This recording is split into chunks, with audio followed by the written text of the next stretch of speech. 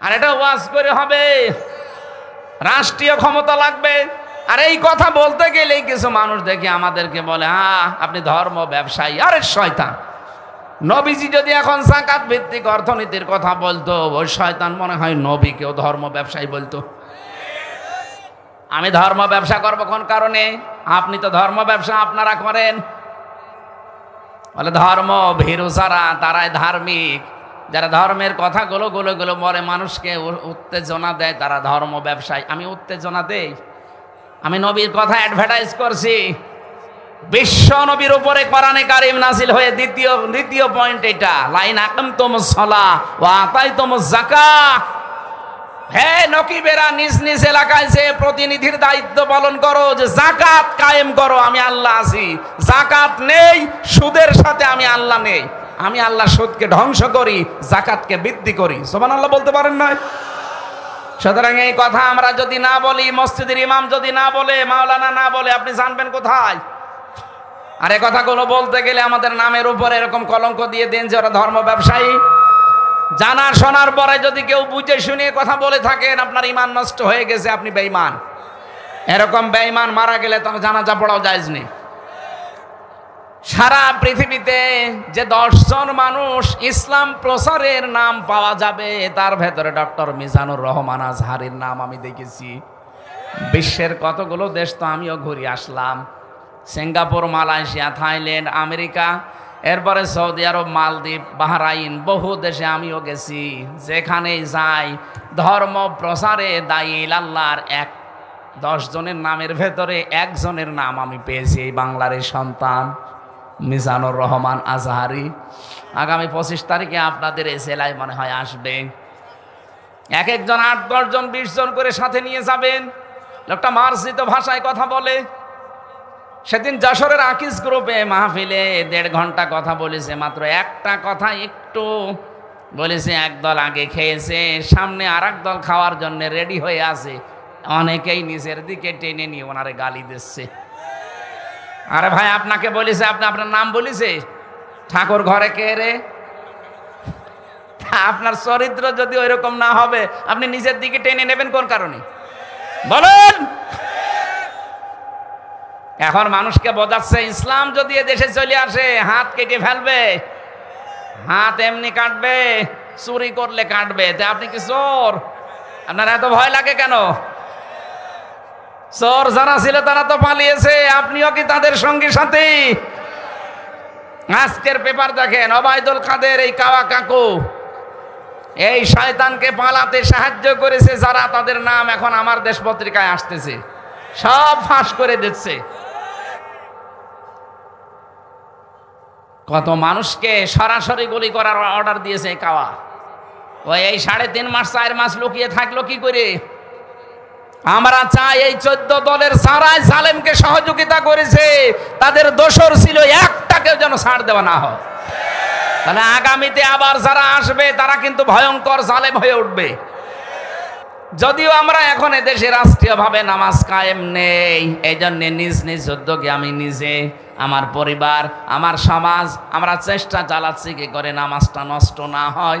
চেষ্টা চালাচ্ছি নামাজকে আবাদ করার, কায়েম করার। কিন্তু দায়িত্ব দিয়েছেন আল্লাহ রাষ্ট্রকে। 12 জন নকিবকে আল্লাহ জানিয়েছিলেন, নিজ নিজ এলাকায় যে আগে নামাজের বিল পাশ করে দিবা। বাংলাদেশে 300 জন এমপি, 151 জন যদি কোরআনে কারিমকে বুকে নিয়ে সংসদে যেতে পারে, প্রথম দিন যদি নামাজের বিল আনে, সংসদের স্পিকার যদি বলে আপনারা কি চান, 151 জন যদি হাত তুলে ফেলে যে আমরা নামাজ কায়েম করতে চাই বাংলাদেশে কালকেই, উনি যদি বলে হাত তোলেন যারা যারা রাজি আছেন, 300 জনের ভেতরে 151 জন হাত তুললে ওটা পাশ হয়ে যাবে। কথা বলেন না কেন? এখন এরকম একজন এমপি আপনার এলাকায় যদি দাঁড়ায়, যে লোকটা কোরআন বুকে নিয়ে সংসদে যাবে, এই মানুষটাকে যদি আপনি একটাও ভোট দেন, আপনি হয়তো ভোট দিয়েছিলেন একটা, কিন্তু আপনার একটা ভোট নিয়েও পাশ করার পরে যদি সংসদে নামাজের এই বিলটা আনতে পারে, আল্লাহর কসম 18 কোটি মানুষ নামাজ পড়লে যে সওয়াব হয়, ওই সওয়াব আপনিও পাবেন। প্রশ্ন আসতে পারে, আমি তো একটা ভোট দিয়েছিলাম, কি? হ্যাঁ, আপনার একটা ভোটের কারণে সে আজ এমপি।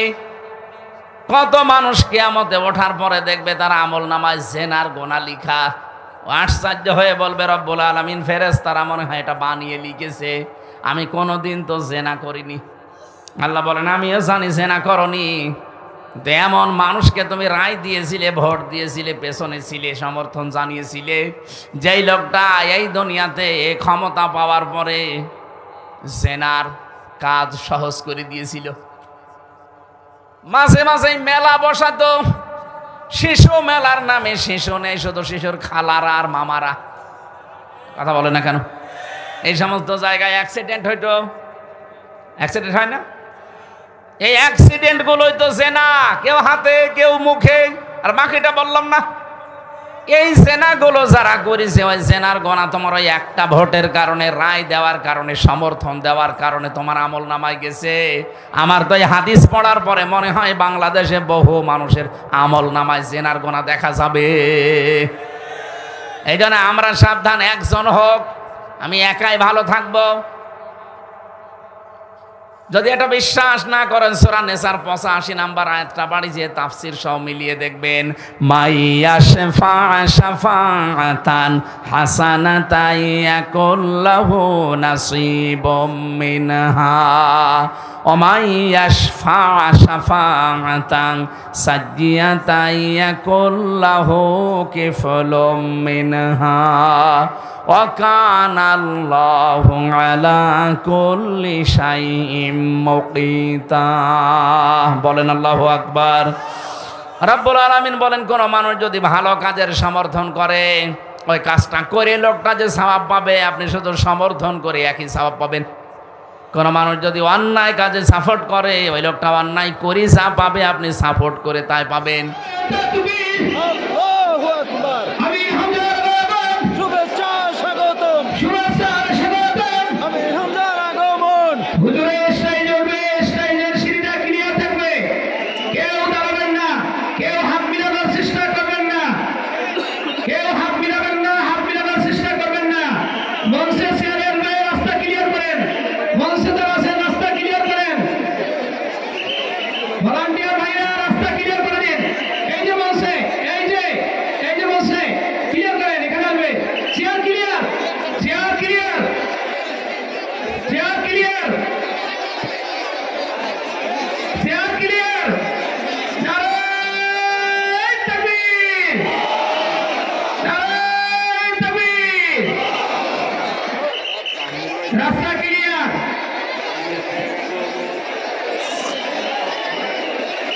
রাস্তা ক্লিয়ার,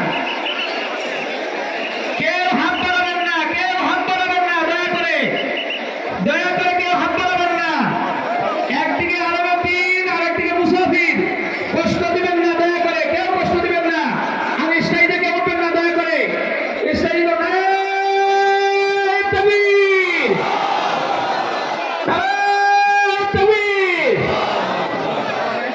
আলহামদুলিল্লাহ, আলহামদুলিল্লাহ। সবাই বসে পড়েন, দয়া করে বসে পড়ুন, দয়া করে বসে পড়ুন।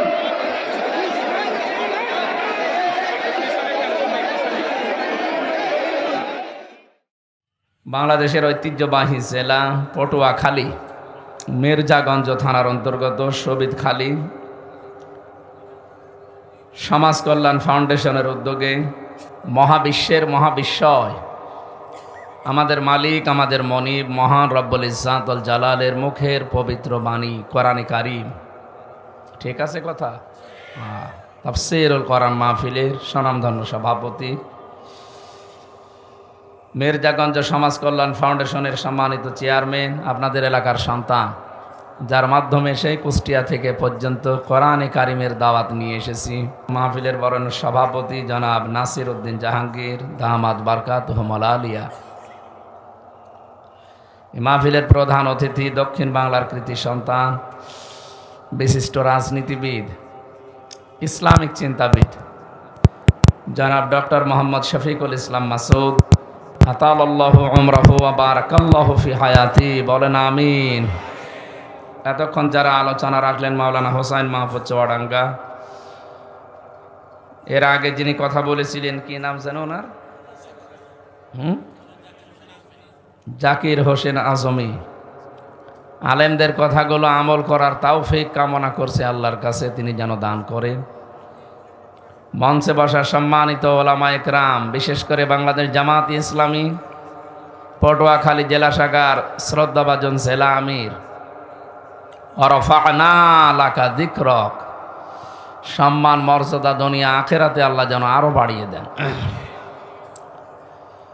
মঞ্চে বসা জাতির শ্রেষ্ঠ সন্তান ওলামায়ে কেরাম, সামনে বসা মুসলমান ভাইরা, পর্দার আড়ালের সম্মানিতা মা এবং বোনেরা, বিশেষ করে প্রশাসন থেকে যারা এসেছেন,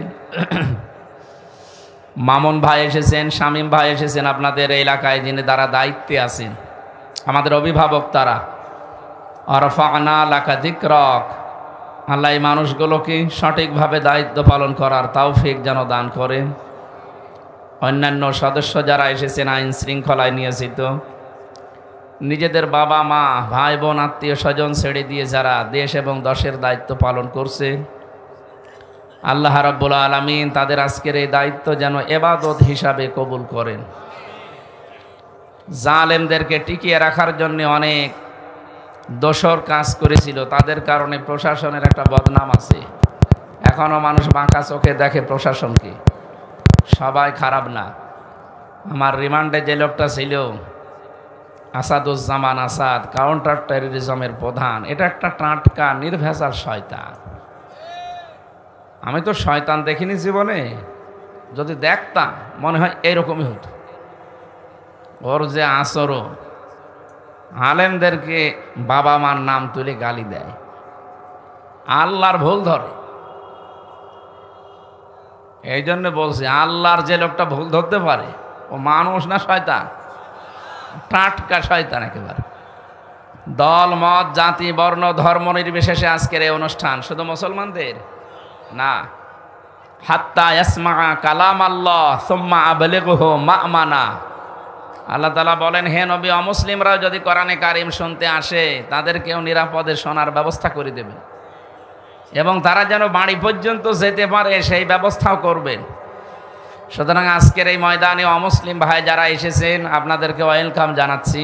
এ কোরআন শুধু মুসলমানদের জন্য না, হাদা বায়ানুল লিন্নাস হুদাল লিন্নাস, মানুষ পদবাচ্চা আমরা যারা বিবেচিত সবার জন্য আল্লাহ কোরআন দিয়েছেন।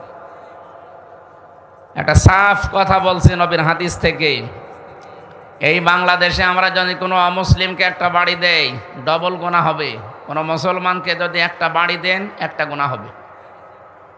কেন? কারণ একদিকে জুলুমের গুনাহ হবে আর একদিকে আমানতের খেয়ানত করার গুনাহ হবে। অমুসলিমরা আমাদের এই দেশে আমাদের জন্য আমানত, ওদের কিছু হলে কিয়ামতে আপনি নবীর মামলার আসামি হয়ে যাবেন।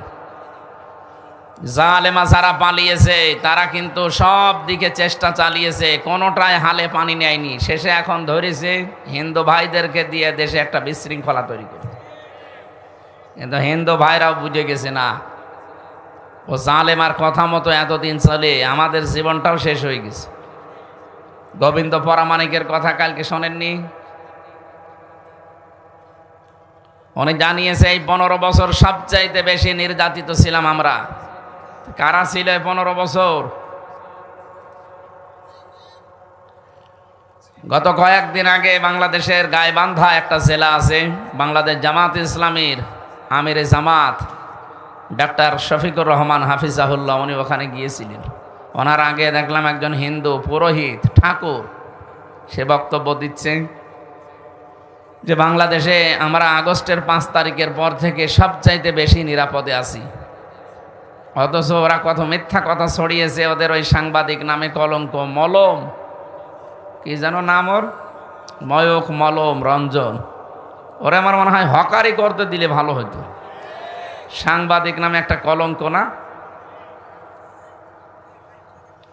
এই শয়তান 5 তারিখের পর থেকে যে আরম্ভ করেছে, এই দেশে সংখ্যালঘু নির্যাতন হচ্ছে, মেয়েদেরকে ধর্ষণ করা হচ্ছে, মেয়েদের এই দেশে হিন্দুদের পূজা পার্বণ করতে দেওয়া হয় না, সব তাড়িয়ে দেওয়া হচ্ছে, এরকম কথা ছড়াতো। কথা বলো না কেন? এই মিথ্যাগুলো ছড়িয়ে শুধু শেষ না, বলে ফেনীর এই পাশ থেকে একটা চিকন জায়গা আছে, সুতরাং চট্টগ্রাম আমরা নিয়ে নেব, এটা আমাদের। আরে দাদা, আপনি কি যৌতুক নেবেন। আর মেয়ে তো পালিয়ে গেছে, পালানো মেয়ের আবার যৌতুক কিসের? মেয়ে তো বিয়ে আমরা মানি না। যার সাথে গেছে তার সাথে বিয়ে হওয়া জায়েজ আছে। সে দাদা যতদিন মুসলমান না দেবে, যদিও তারা বলতো আমাদের স্বামী স্ত্রীর সম্পর্ক, কিন্তু বাংলার মানুষ তো এটা মানবে না। কি কথা বলছে না কেন? মেয়ে যাই হোক, হাসি তো, মিথ্যা কথা নয় বলুক, একটা হাসি মানুষ না। সুতরাং আপনার সাথে তো বিয়ে করা জায়েজ হবে না যতদিন পর্যন্ত আপনি মুসলমান না হবেন। এটাকে আমি বানালাম। আলা তুনকিহুল মুশরিকিনা হাত্তা ইউমিনু, সূরা বাকারা 221 নম্বর আয়াত, মাঝের অংশে আছে। আল্লাহ তাআলা জানিয়েছেন যতক্ষণ মনে মুশরিক পুরুষ ঈমান না আনবে, কোনো মুমিনা নারীর জন্য তাকে বিয়ে করা জায়েজ নেই। কথা বললেন না? এই হিসাবে দাদা যদি এ বয়সে এসে মুসলমান হতে চায়, আর যে বয়স, এ বয়সে এখন মুসলমানি দিয়েও তো ঝামেলা। কোন হাসাম দিয়ে আপনি মুসলমানি দেবে? ওই পাকা মতো সাওয়ালের মুসলমানি দিতে গেলে যে হাসাম দেবে ও তো চোখ বন্ধ করে কাটবে, শেষে আগা কাটতে যেয়ে গোড়া কেটে ফেলবে। আমি আর নিচে নামলাম না, সুতরাং ও হবে না।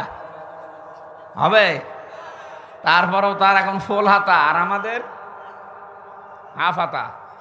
আমাদের হাফ হাতা না, ওদের কি? জেলে আমার যে দায়িত্বে ছিল একজন জেলার, আপনাদের এই পাশের জেলায় বাড়ি মনে হয় তার, বড়গোনা বাড়ি, এখন আছে পিরোজপুরের জেলার দেবদুলাল, নাম শুনে বোঝা যাচ্ছে ফুল হাতা। ও যখন প্রবেশ করতো জেলে, যারা আছে ওখানে সব একবারে চিল্লিয়ে উঠতো যে ফুল হাতা আসতেছে। আমি ওই দিন বুঝলাম যে এরে বলে ফুল হাতা, তার মানে ওরা আগা কাঁটা নেই। কি কথা বলেন না কেন? তো এই হিসাবে দাদাকে যদি এই শেষ বয়সে এসে মুসলমানি দেওয়া লাগে, উনি যে কাজ কারবারগুলো করেছেন, আমি কয়েকটা জিনিস এখানে পেয়েছিলাম। ওনাকে আমরা দেখতে পারি না, ঘৃণা করি, আমি আল্লাহর জন্যে, নিজের কোনো স্বার্থের জন্যে না। আমি কয়েকটা তথ্য পেয়েছি। 1 নম্বরে উনি গুজরাটের কসাই। এটা কি দুনিয়া অস্বীকার করতে পারবে? গুজরাটে কত হত্যা করেছে সে। মুসলমান আর অমুসলিম হিন্দুদের ভেতরে একটা দাঙ্গা তৈরি করে দিয়ে হাজার হাজার মুসলমানকে সে হত্যা করেছে। 2 নম্বরে সে কাশ্মীরে 50,000 মানুষ হত্যা করেছে। 3 নম্বরে সে বাবরি মসজিদ ভেঙে ফেলেছে। এটা পৃথিবীর ইতিহাস পাল্টিয়ে দিয়েছে। ওর বাপ দাদা সে আবরাহার মতো এখনো পর্যন্ত ঢাকা ভারতের বুকে মসজিদ এখনো ভাঙতে আছে। আজকে সকালেও একটা ভেঙেছে। আপনাদের বাপ দাদারা যেহেতু আল্লাহর ঘরে হাত দিয়ে কাসফে মাকুল হয়ে গেছে, হয়নি? আমরা আপনাদের প্রতিবেশী তো আর পাল্টানো যায় না, স্বভাব পাল্টাতে হয়। এই জন্য চরিত্র পাল্টান, বাপ দাদার মতো আবার নিজেরা যেন কাসফে মাকুল হয়ে যেন না। কারণ এখন আপনি আর মুসলমানের গায়ে হাত দেননি, সরাসরি আল্লাহর ঘরে হাত দিয়েছেন। তামাম দুনিয়ার 210 কোটি মুসলমান এখন আপনার উপরে সবাই ঘৃণা করে, কারণ আপনি হাতই দিয়েছেন তাদের সরাসরি প্রভুর ঘর মসজিদে। আমাদের অন্তর ভেঙে দিয়েছেন। খ্রিস্টানদের 2টা যুবতী মেয়েকে উগ্রপন্থী হিন্দুরা ভারতের বুকে রাজপথে উলঙ্গ করে হাঁটিয়েছে। ডোনাল্ড ট্রাম্প একজন খ্রিস্টান, ও জাতে মাতাল হলেও তাহলে ঠিক আছে, কিন্তু ঘোষণা অলরেডি দিয়ে দিয়েছে, আমি জানুয়ারির 20 তারিখে শপথ নেব, আমার মেয়েকে মাকে যারা উলঙ্গ করে ঘোরাতে পারে ভারতের বুকে, ওদের 16 লাখ ভারতীয় আছে আমেরিকায়, সব ফেরত পাঠাবো। তামাম দুনিয়ার সাথে ওদের সম্পর্ক ভালো না, আফগানিস্তানের সাথে ওদের সম্পর্ক ভালো না, পাকিস্তানের সাথে তো সাফে নেবলে সম্পর্ক। এক কথা বলছে না কেন? মালদ্বীপের সাথে সম্পর্ক ভালো নেই, বর্ডারে চীনের সাথে তো নেই, মায়ানমারের সাথে নেই, নেপালের সাথে নেই, ভুটানের সাথে নেই। আমাদের সাথে ছিল, কন্যা নেই, মিল নেই। এখন কন্যা যদি ফিরে আসে আমরা আল্লাহর কাছে পাঠিয়ে দেবো ইনশাআল্লাহ। এমন কন্যা 2732 জন মানুষের 24 আগস্ট জুলাই তার কথা মতো মারা হয়ে গেছে। আর এদের কারণে এখন প্রশাসনকে মানুষ দেখতে পারে না। আমি আবু সাইদ সাহেবের বাড়িতে গিয়েছিলাম, মরহুম শহীদ আবু সাইদ। তার বাবার যে কান্না, আমার যতটুকু সমর্থ ছিল আমি দিয়ে এসেছি, কিন্তু টাকা পয়সা দিয়ে হয় তার ছেলেই হারিয়ে গেছে। ইয়ামিন ভাই, মুগ্ধ ভাই, ওয়াসেফ ভাই, রায়হান ভাই, কতগুলো ছেলে মেয়েকে আপনি মেরে ফেললেন। চলেই যখন যাবেন, কয়দিন আগে যেতে পারলেন না? কথা বলেন না কেন? তাহলে তো এতগুলো মানুষ এই দেশ থেকে বিদায় নেয় না। 34,000-এর ওপরে মানুষ এখনো হাসপাতালে, কেউ হাত হারিয়ে, কেউ পা হারিয়ে, এক একজন এক এক অঙ্গ প্রত্যঙ্গ হারিয়ে ফেলেছে। সারা জীবনের জন্য কেউ 2 চোখ হারিয়েছে, আর দেখতে পাবে না। বিশাল একটা বোঝা আপনি দিয়ে গেলেন। নবীজির কাজ ছিল অতাহমেলুল কাল্লা, বোঝা তিনি হালকা করে দিতেন, আর আপনি বোঝা আরো দিয়ে গেলেন। এই মানুষগুলো তার পরিবারের কাছে, সমাজের কাছে, দেশের জন্য তারা বোঝা না? সবচাইতে বড় বিষয়, এই দেশে এখন যদি কেউ জন্ম নেয়, তার মাথার উপরে 1,10,000 টাকা ঋণ, সে একটা বোঝা। আপনি যাওয়ার সময় 14টা সুটকেস নিয়ে গেছেন, সব তো মাটি ভরা ছিল নাকি? হ্যাঁ, সব টাকা বোঝায়। যাওয়ার সময় শুধু পাইলটকে বলেছে সুটকেসগুলো উঠেছে? হ্যাঁ উঠেছে, চলো। আর কারোর সাথে একটা কথা বলেননি। আপনার সুটকেস এত দরকার, কাওয়া কাকুকেও বলে গেলেন না যে কাওয়া আমি চলে যাচ্ছি। আমার সাথেও তো বলতে পারতেন যে হামজা 3টা বছর জেল খাটালাম, বিনা কারণে চলে গেলাম, দোয়া করো, তাও বলেনি। চুরি করে এভাবে চলে গেলেন। পৃথিবীতে যারা পালিয়ে যায় তারা আবার ফিরে আসে, রেকর্ড আজ পর্যন্ত আমরা দুনিয়ায় দেখিনি, আর দেখাও হবে না ইনশাআল্লাহ। 805 বছর আগে পালিয়েছে লক্ষণ সেন, আজও ফিরে আসেনি। আশরাফ ঘানি পালিয়েছে, বাশার আল আসাদ পালিয়েছে, নেপালের এই লোকটা পালিয়েছিল, শ্রীলঙ্কার, বাংলাদেশেরও উনি পালিয়েছে, ফিরে আসবে না, এটাই ফাইনাল। যদি এখনো পর্যন্ত কেউ আশায় বুক বেঁধে না আপা আসবে, আপার সাথে কথা বলে দেখেন। আজকে দুপুরবেলা যেখানে ছিলাম ওখানকার উনি একবার ওই যে বলেছিল না যে আপা আপনি ঘাবড়াবেন না, আপনি ঘাবড়ালে আমি নরম হয়ে যাই, ওই লোকের গ্রামে ছিলাম।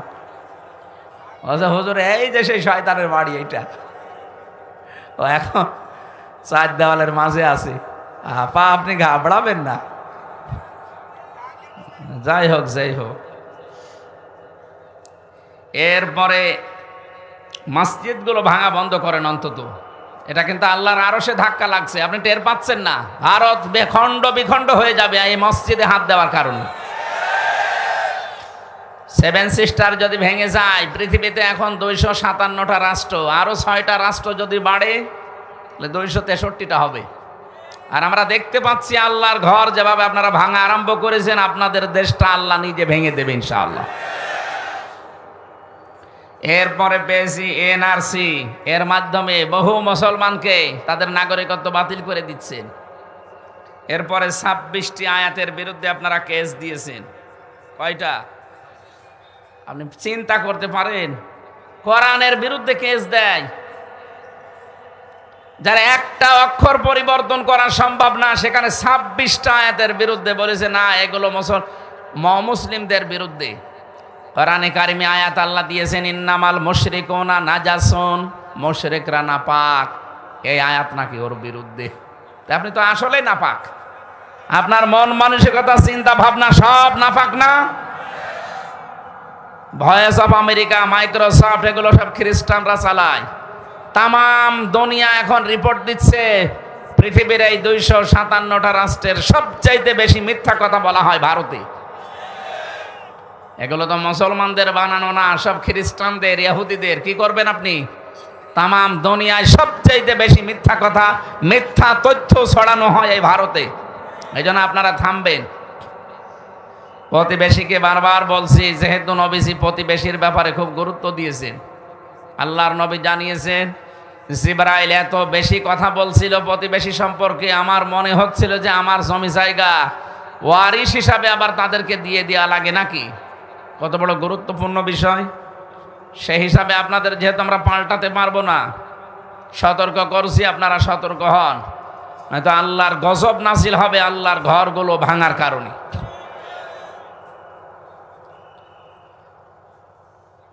ডোনাল্ড ট্রাম্পের এই শপথের পরে যদি 16 লাখ ভারতীয় সব ফেরত দিয়ে দেয়, আমাদের সাথে তো সব বন্ধ করে দিয়েছেন অলরেডি।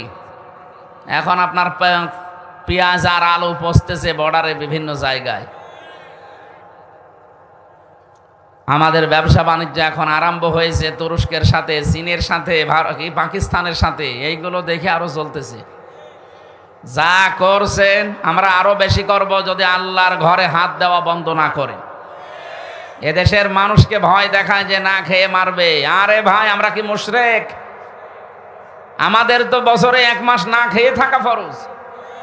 কথা বলুন, আমাদেরকে খাবারের ভয় দেখিয়ে লাভ আছে? আমরা তো না খেয়ে থাকাই পছন্দ করি।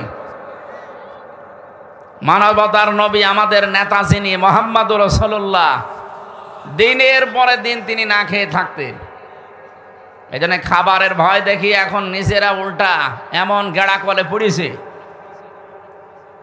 সুতরাং আমরা সতর্ক করছি, আপনাদের প্রতিবেশী হিসাবে আবার আমাদেরকে রাগাবেন না।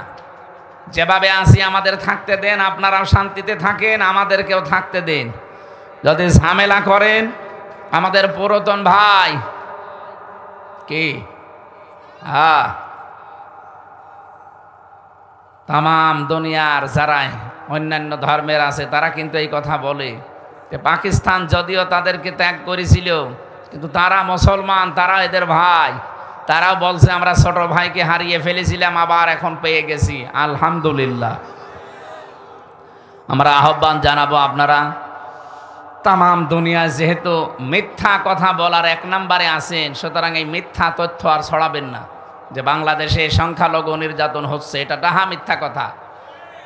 ওরা এতদিন এইটা পুঁজি করে চালিয়ে দিত তামাম দুনিয়ার মোড়লদের কাছে, এখন মোড়লরা আর খাচ্ছে না, বলছে না এ পুরাটা মিথ্যা। কয়েকদিন আগে পঞ্চগড় এবং মাগুরা এই 2 জেলা থেকে 2 জন মহিলা গিয়েছিল ভারতে চিকিৎসা নেওয়ার জন্য।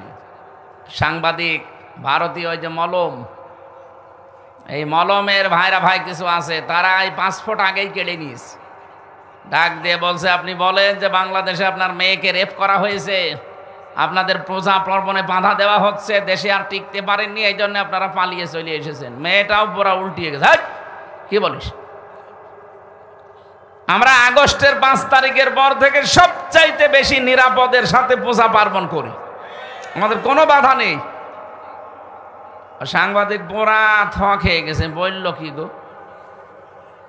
আচ্ছা, আমি এসেছি আমার মেয়ের হাতের চিকিৎসা করানোর জন্যে, আর আপনি আমাকে দিয়ে মিথ্যা কথা বলিয়ে সারা দুনিয়ার মোড়লদের খাওয়াবেন?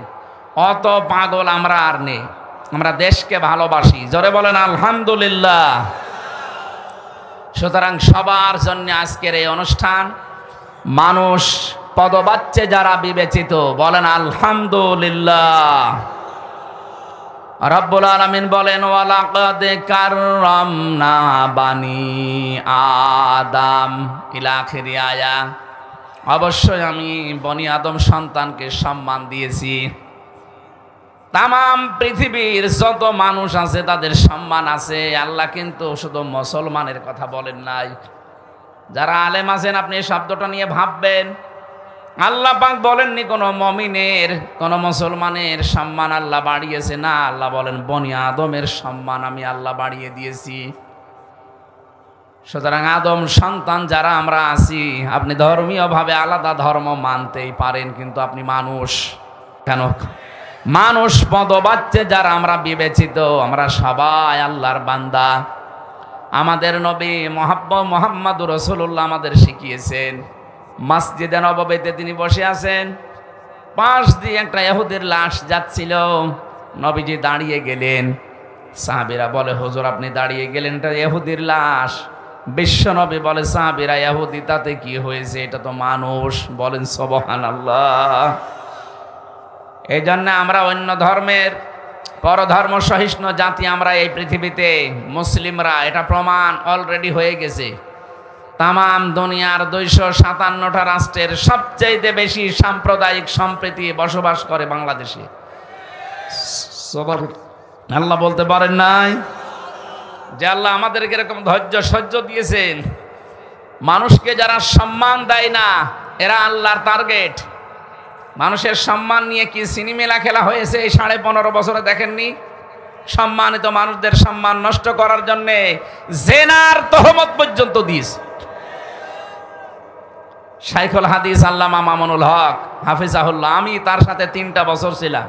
তার চরিত্র, তার ইবাদত, তার যে ব্যবহার, আপনি আন্দাজে সংসদে দাঁড়িয়ে বলে দিলেন একটা জেনার তহমত, ব্যভিচারের কথা তার স্ত্রীর নামে লাগিয়ে দিলেন। এটা তার জায়েজ স্ত্রী।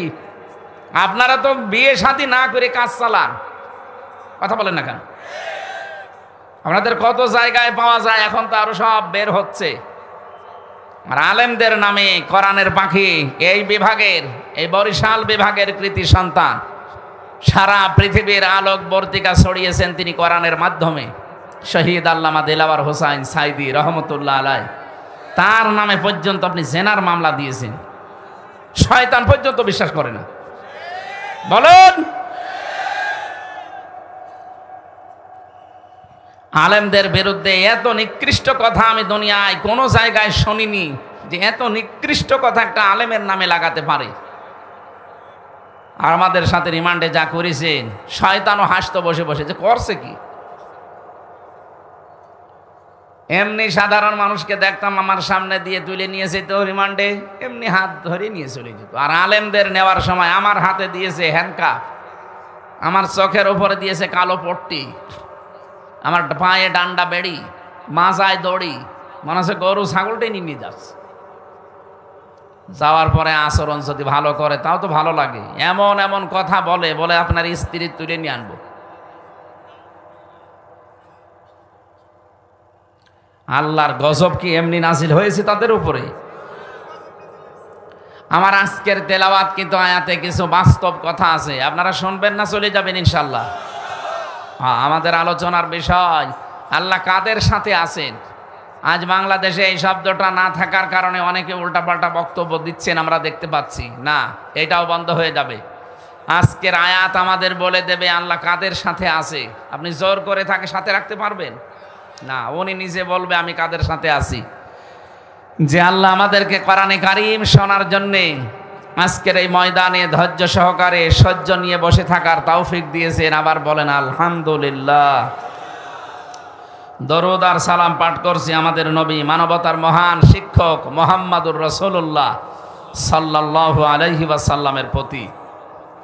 এ কোরআনে কারিমে যে আয়াত আমরা পড়েছি, এ কোরআন পড়তে হলে 29টা অক্ষর দিয়ে কোরআনে কারিমকে আল্লাহ সাজিয়ে দিয়েছেন। কায়দায় আছে দেখবেন, আলিফ বা তা সা আছে না? প্রতিটি অক্ষর দিয়ে আমাদের মহান আল্লাহ আমাদের নবীর প্রশংসা করেছেন। আপনি আলিফ দিয়ে দেখবেন, আলিফে আমার আল্লাহ জানাতে চায় আমার নবী আহমদ প্রশংসিত। বা দিয়ে আল্লাহ জানিয়েছেন আমার নবী বাশির সুসংবাদদাতা। তা দিয়ে আল্লাহ জানিয়েছেন আমার নবী মুত্তাকি, তিনি পরহেজগার। সা দিয়ে আল্লাহ জানিয়েছেন আমার নবী মুদ্দাসসির, তিনি কম্বলওয়ালা। জিম দিয়ে জানিয়েছেন আমার নবী জামিল, তিনি সুন্দর। হা দিয়ে জানিয়েছেন আমার নবী হামিম, তিনি অন্তরঙ্গ বন্ধু। খ দিয়ে জানিয়েছেন খাতামান নাবিয়্যিন, আমার নবী শেষ নবী, সর্বশেষ। পড়তে পড়তে যাবেন ইয়া, ইয়া দিয়ে আল্লাহ জানিয়েছেন ইয়াসিন, আমার নবী নেতা। আমার নবী কি? রব্বুল আলামিন বলেন ইয়া মানে হে, সিন মানে সাজ্জেদ। আল্লাহ নিজে ডাক দিয়েছেন হে নেতা। সুতরাং এটা দুনিয়ার বিষয় না। পটুয়াখালীবাসী এদিকে তাকান। আর ওঠাউঠি করেন কারা? 1-1.5 ঘন্টা বসে থাকতে পারেন না, আপনি ভেতরে বসেন কেন? কেউ উঠবেন না ঘন্টা খানিকের ভেতরে? খুব জরুরি যদি হয় তাহলে উঠবেন। পেশাব পায়খানা আর বিড়ি খাওয়া ছাড়া কেউ উঠতে পারবেন না। না, ও এটা তো বরিশাল বিভাগ, সমস্যা। এবার চট্টগ্রামে ঠিক আছে, ও ইমাম সাহেবও বিড়ি খায়। আমি নিজে দেখেছি ইমাম সাহেব বিড়ি খেয়ে। আল্লাহ আকবার, কি গো, এটা বরিশাল আর খুলনা বিভাগ একটু সমস্যা। বিড়ির বিরুদ্ধে অত বলাও ঠিক না, কারণ আমি তো আকিস গ্রুপে আছি। আমার আবার তারপরে ওনারা ছেড়ে দিয়েছে, খাবার তৈরি করছে। এখন আকিস গ্রুপ বিড়ি বিক্রি করে দিয়েছে অলরেডি। আমি বারবার পেছনে লেগে থাকতাম যে স্যার এটার জন্য বদনাম হয়ে যায়, এটা ছেড়ে দিন। ওনারা এখন অন্তত অনেক দূর এগিয়ে গেছে, প্রায় 65টা প্রোডাক্ট তৈরি করছে তারা খাবার মাবার দিয়ে। অন্তত ওগুলো ছেড়ে মানুষের খাবার দাবার এগুলো তৈরি করলে বরকত আল্লাহ আরও বেশি দেবে। হারামে কোনো বরকত নেই, কথা বলেন না কেন? যারা হারাম ইনকাম করেছিল আপনি তাকান তো তাদের দিকে।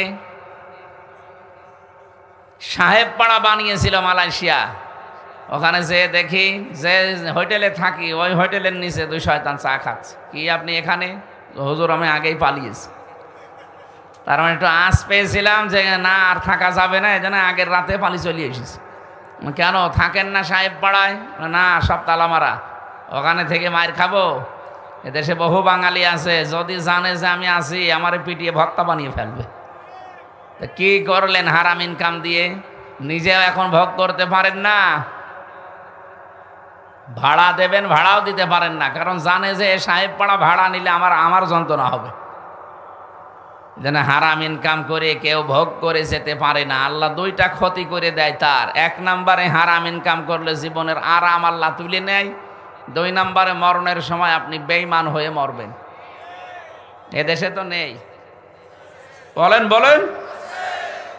সম্মানিত মা বোন যারা এসেছেন, আপনাদেরকে আমি একটা কথা বলছি। আপনার স্বামী পরকীয়া প্রেম করলে, অন্য মেয়ে লোকের সাথে লাইন করলে আপনি যেভাবে রেগে যান, ও হারাম ইনকাম করলে যদি ওই রকম রেগে যেতেন। কি একটা মহিলা পারে তার স্বামীকে 2 নম্বরই ইনকাম থেকে বাঁচাতে পারে না? এক মহিলার ঘটনা শুনছিলাম, সে তার জামাইকে ডাক দিয়ে বলেছে তার স্বামীকে যে আপনি এই যে বাজার খালি হাতে গেলেন, এত টাকা পেলেন কোথায়? জামাইটা বলছে আমি জুয়া খেলেছি। জুয়া বোঝেন তো? তাস খেলা। এই খেলে উপায় করেছি 10,000 টাকার মতো, ওইটা দিয়ে আজকে 7,000 টাকার বাজার। উনি বলছে না, এইটা রান্না করে আমি আপনাকে দিতে পারবো না। এইটা দেখতে যতই সুন্দর মনে হোক, এই ফল ফলাদি এই মাছ গোশত এগুলো রান্না করে আপনাকে আমি দেব তৃপ্তি সহকারে। আমরা খাবার পরে যদি সন্তান পেটে আসে, ওটা তো জন্মগতভাবে হারামখোর হবে।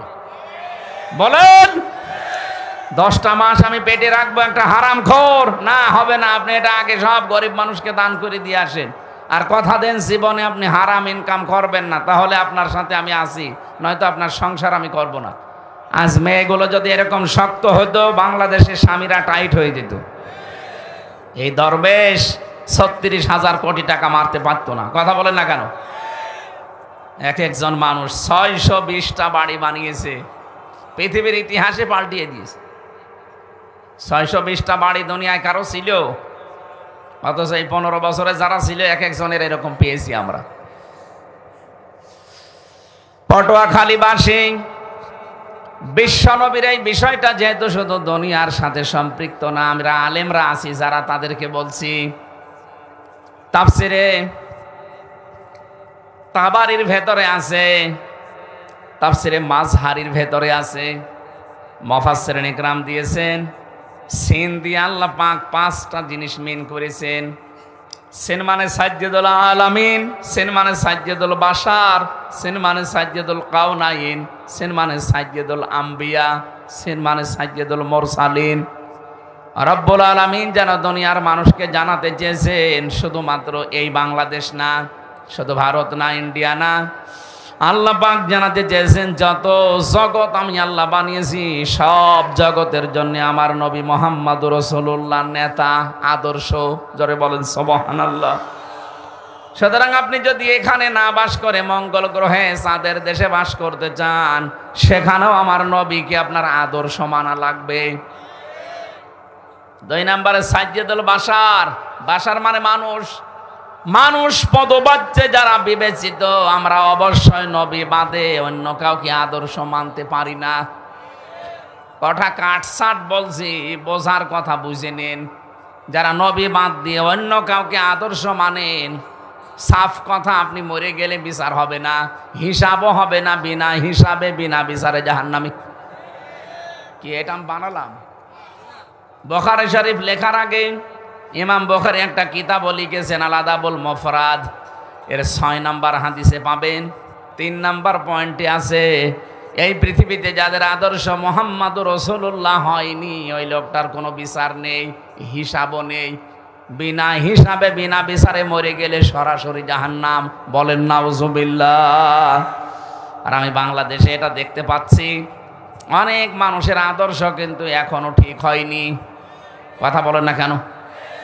এটা যদি কেউ মনে করে দুনিয়ার কাজ, আর কে বলেছে আপনাকে দুনিয়ার কাজ?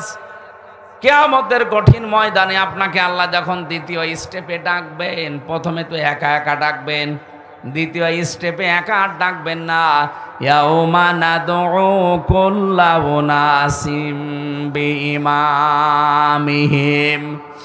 সূরা বানী ইসরাইলের ৭১ নম্বর আয়াতের প্রথম অংশে আছে, রাব্বুল আলামিন বলেন প্রতিটি মানুষকে আমি ডাক দেব বিচার করার জন্য, এবার তার নেতার সাথে। কার সাথে? মির্জাগঞ্জবাসী বিবেক দিয়ে বলেন, নেতা যার ঠিক নেই ওই লোকটাকে যদি আল্লাহ ডাকে কিয়ামতে, কি মনে হচ্ছে আপনার?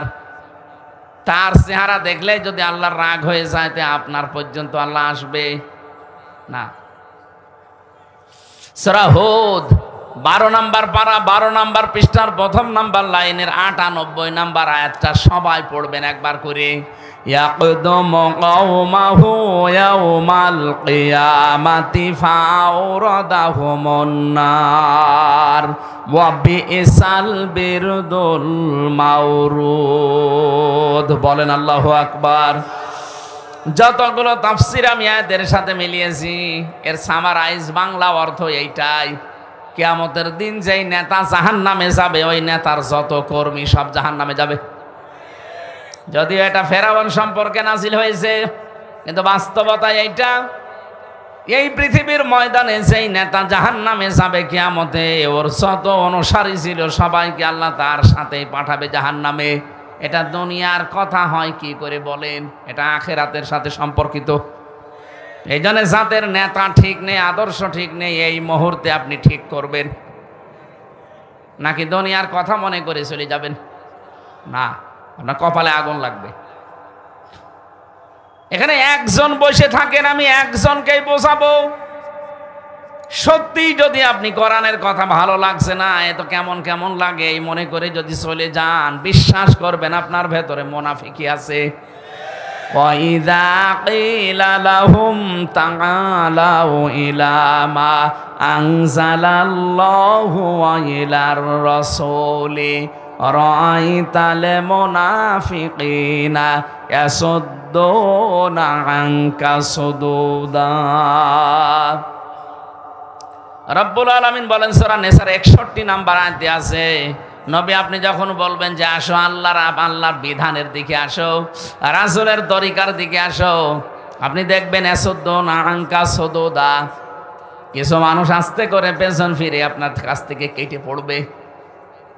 আপনি বিশ্বাস করবেন এই মানুষগুলো নির্ভেজাল মুনাফিক। কি আপনি কি মুনাফিক নাকি? বলেন বলেন। মুনাফিক যদি না হয়ে থাকেন অন্তত আমার ১ ঘন্টা সময় দেবেন এই আয়াতটা বোঝানোর। দেবেন তো ইনশাল্লাহ? আমরা জবান খুলে কোরআনের সোনালী আয়াত পড়ে তাফসিরে যাচ্ছি। আউযু বিল্লাহি মিনাশ শাইতানির রাজিম। বিসমিল্লাহির রহমানির রহিম। وَلَقَدْ أَخَذَ اللَّهُ مِيثَاقَ بَنِي إِسْرَائِيلَ।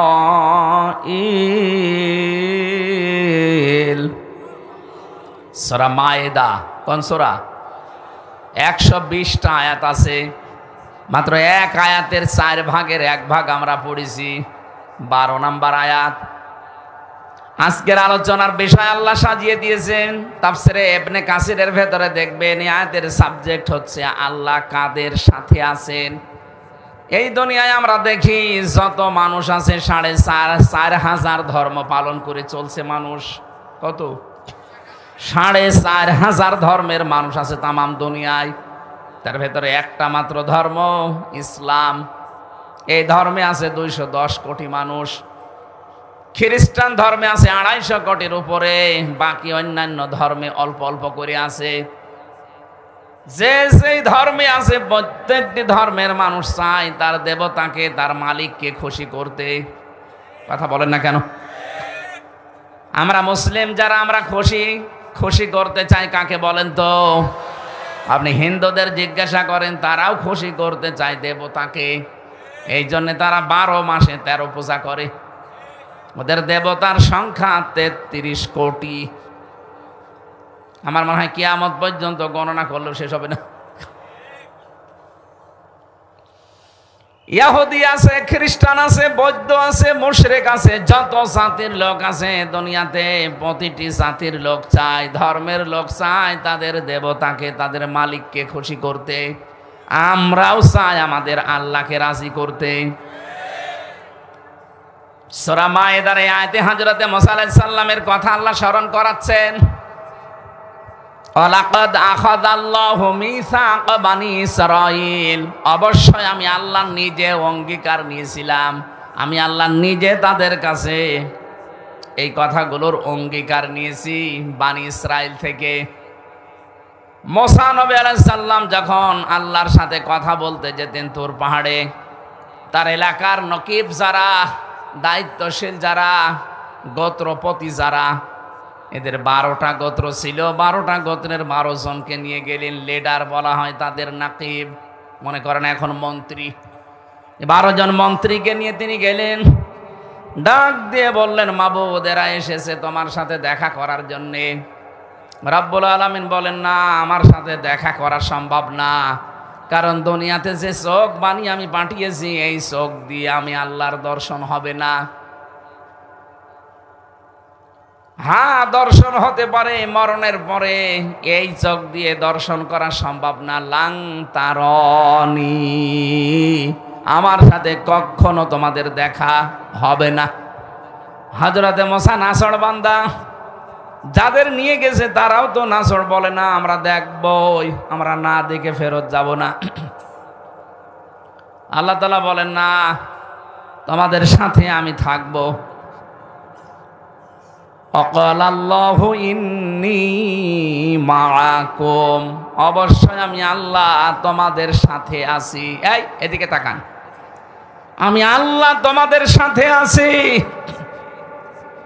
নিজ নিজ এলাকায় ফিরে যাও। নিজ নিজ গোত্রের কাছে যাবার পরে 12টা নকিবকে আল্লাহ বললেন, 5টা কাজ যদি এলাকায় করতে পারো, আমি আল্লাহ তোমাদেরকে ঘোষণা দিলাম যে আমি তোমাদের সাথে আছি। এলাকায় গিয়ে বলবা যে আল্লাহকে দেখতে পারি নাই, কিন্তু তিনি আমাদের সঙ্গে আছেন, তার রহমত আমাদের সাথে থাকবে যদি আমরা 5টা কাজ করতে পারেন।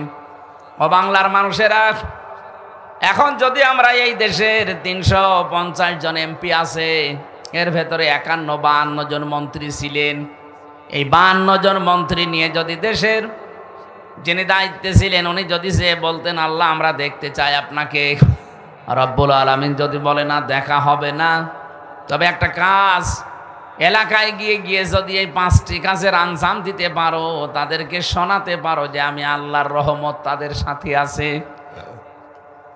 এখন মনে করেন যে 12টা নকিব এলাকায় এসে তারা প্রথম কাজ আরম্ভ করেছিল।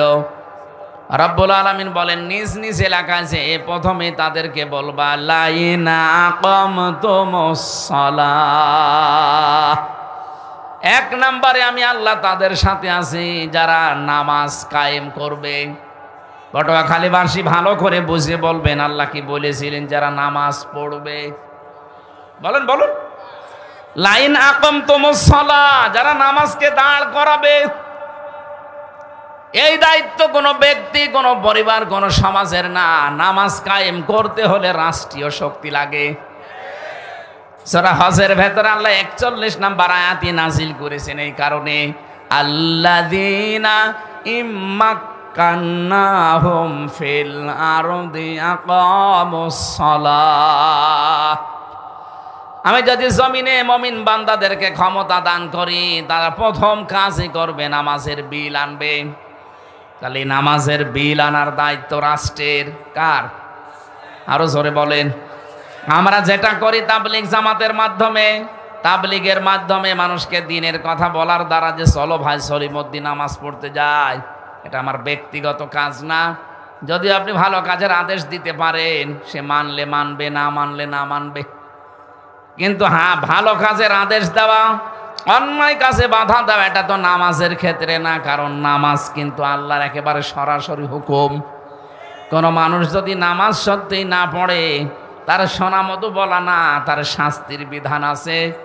আমাদের ইমাম আবু হানিফাও জানিয়েছে তাকে জেলখানায় বন্দি করে রাখা লাগবে। অন্যান্য ইমামদের মত আরো কড়া, শুধু জেলখানায় রাখলেই হবে না, তাকে পিটাতে হবে যতক্ষণ সে নামাজ না পড়ে। এত কঠিন বিধান এই পৃথিবীতে নামাজ। যদিও আমি মুসলমানদের কাছে বেশি নামাজের কথা বলি না, কারণ একজন অমুসলিম আর মুসলমানের পার্থক্যই তো নামাজ। আপনি যদি নামাজই না পড়েন, তো আপনি কিসের মুসলমান? কোন মানুষ যদি সত্যি ফরজ নামাজ ছেড়ে দেয়, আল্লাহ বলেন আমি ওর দায়িত্ব ছেড়ে দেই। বলেন নাউজুবিল্লাহ। কত বড় কথা দেখেছেন, আল্লাহ আপনার দায়িত্ব ছেড়ে দেবে। আপনি যে চলাফেরা করেন, মনে করছেন আমার মন মতো চলি না, আপনার ফেরেশতা আপনাকে পাহারা দিচ্ছে। এই একটা পা ফেলতে হলে কমপক্ষে একজন ফেরেশতার সাহায্য লাগে।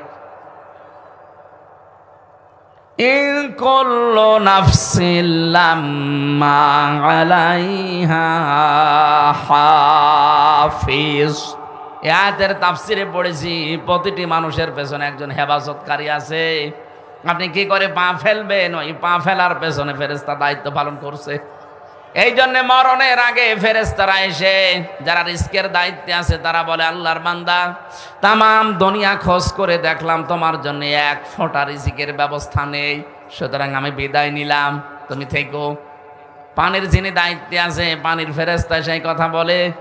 বাতাসের অক্সিজেনের দায়িত্বে আছে, ও এসে এই কথাই বলে যে তামাম দুনিয়া দেখে এক ফোঁটা অক্সিজেন তোমার জন্য পেলাম না।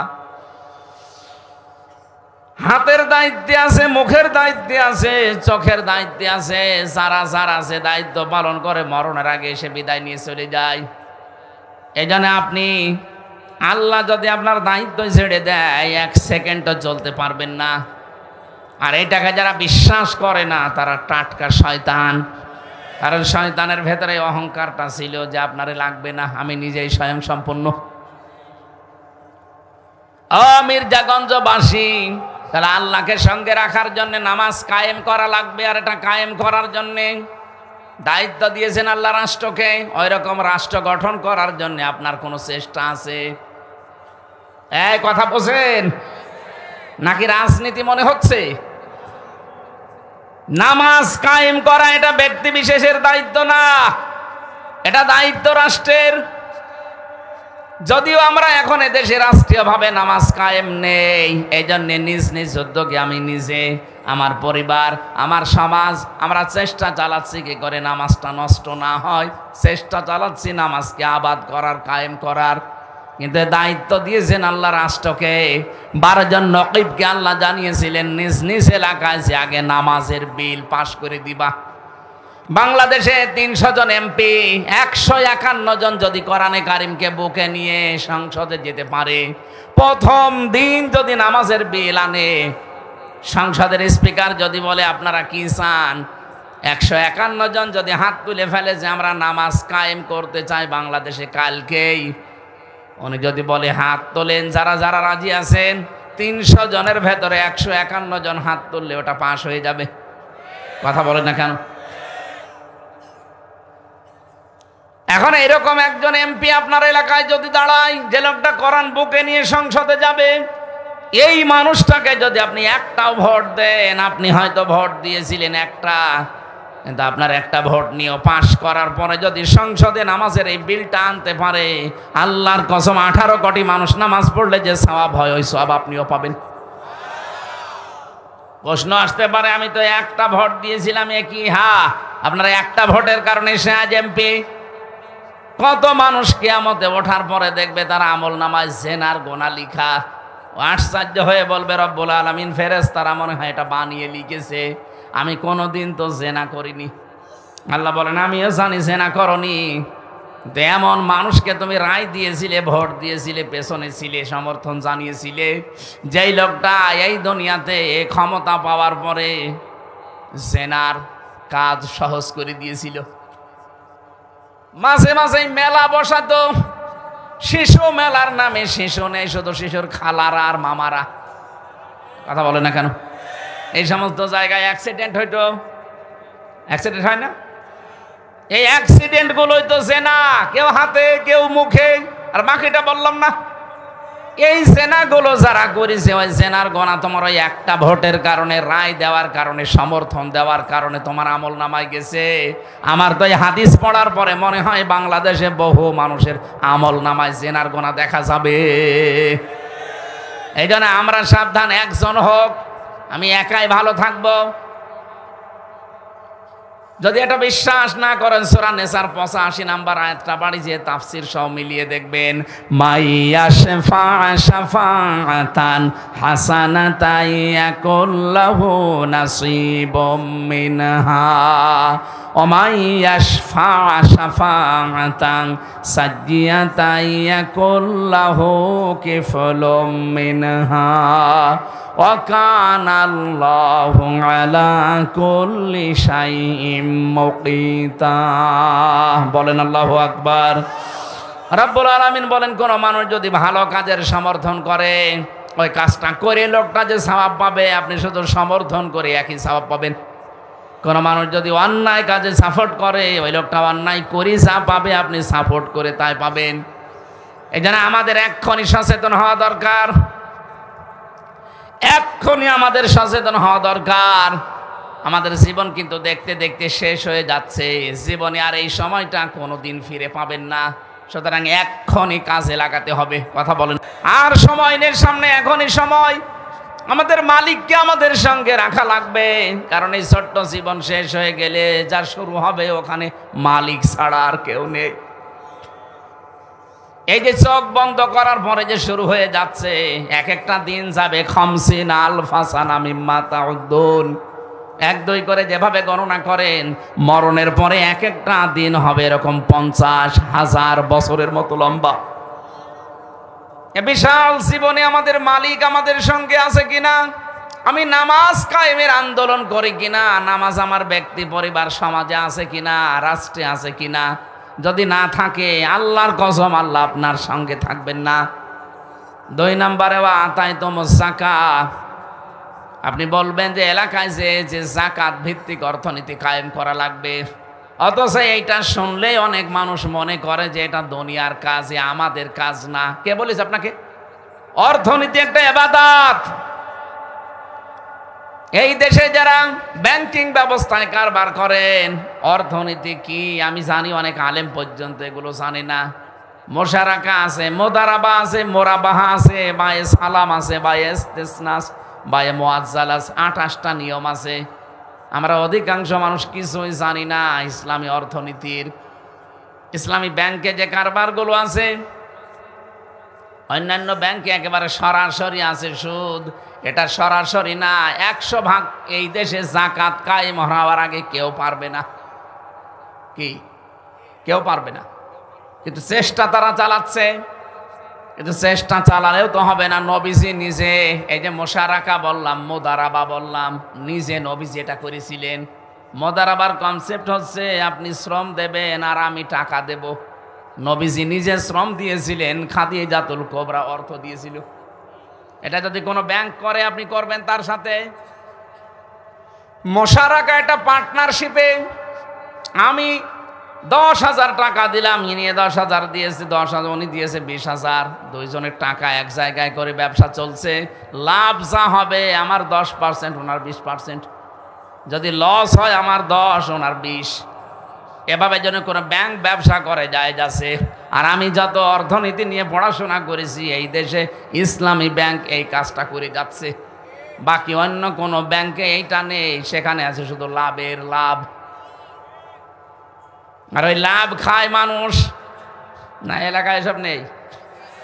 অনেকে যে টাকা ছেড়ে রাখেন আর টাকা আসে, 1,000 টাকা দিলে মাসে মাসে 200 টাকা বেশি দেয়। এটাকে কি বলে? এটা মায়ের সাথে জেনা করার গুনাহ হচ্ছে। আমার মনে হয় এই এলাকায় এখনো এগুলো আরম্ভ হয়নি। কারা কারা এটা ছেড়ে রেখেছেন টাকা হাত তোলেন তো। আপনি দাঁড়িয়ালা মানুষ, নাউজুবিল্লাহ। বোঝে না, না না বুঝে আপনি 2 হাত তুললেন কেন? 1 হাত তুলতে পারতেন।